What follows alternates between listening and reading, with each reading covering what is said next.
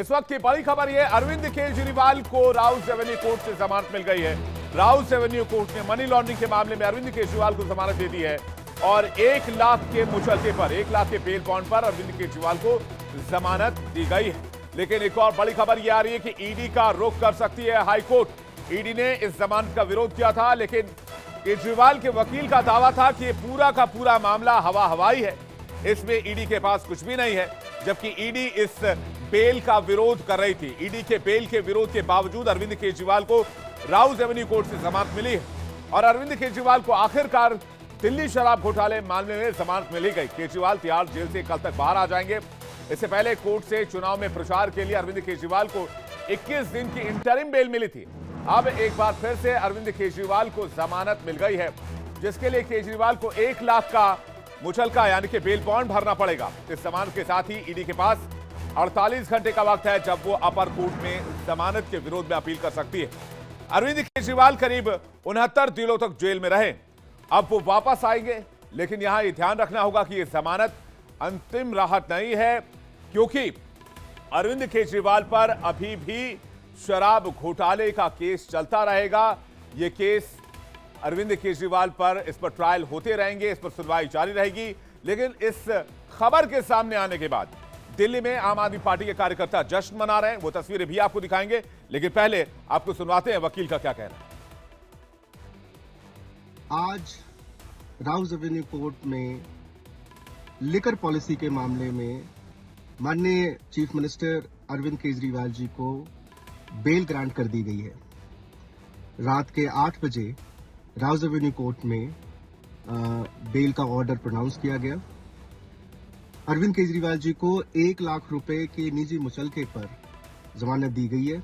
कल सुबह जमानत की कार्रवाई पूरी की जाएगी और कल दोपहर बाद अरविंद केजरीवाल जी जेल से बाहर आ जाएंगे। ये एक बहुत बड़ी जीत है आम आदमी पार्टी के कार्यकर्ताओं की, देश की तमाम वो लोगों के लिए जिनकी उम्मीद अरविंद केजरीवाल जी हैं। न्यायपालिका के प्रति लोगों के मन में आस्था और विश्वास और मजबूत होगा। आज जो फैसला आया है, इससे देश के लोगों में खुशी की लहर है, दिल्ली के लोगों में खुशी की लहर है। आम आदमी पार्टी का एक एक कार्यकर्ता इस फैसले से उत्साहित है। अभी मैं केजरीवाल जी के परिवार से मिला, उनका परिवार, उनके बच्चे इस फैसले से बहुत खुश हैं। हम सब लोग आनंदित हैं। ये हम सब के लिए बहुत बड़ी जीत है, बहुत बड़ी विजय है और भारतीय जनता पार्टी के मुंह पर जोरदार तमाचा है।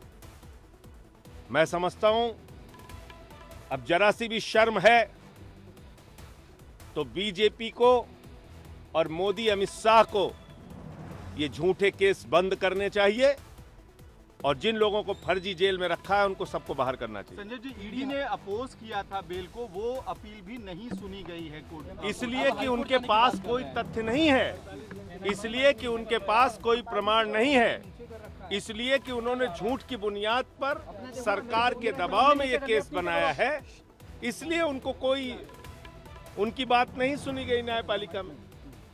तो यही मैं कह रहा हूं कि ये सिर्फ और सिर्फ इस पूरे मुकदमे का मकसद था अरविंद केजरीवाल की राजनीति को खत्म करना, आम आदमी पार्टी की राजनीति को खत्म करना।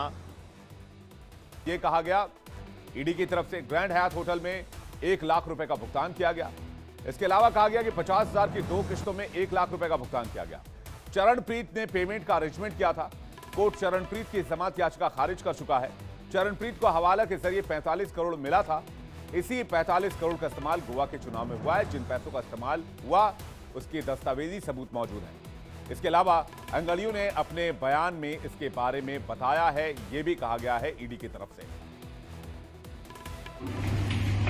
As I pointed out earlier, regarding demand of 100 crores and how the money went to Angadias, we showed that Angadias sent this money to Goa to Chanpreet Singh of Chariot Productions, which was handling the event, or that is the elections of Aam Aadmi Party, funding etc. was being done.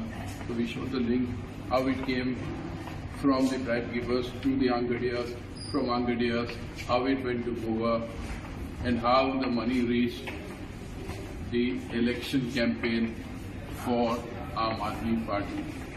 We also showed, as I have already stated earlier, that part of the fund was used for the personal expenses of Arvind Kejriwal when he went to Goa and stayed in the hotel.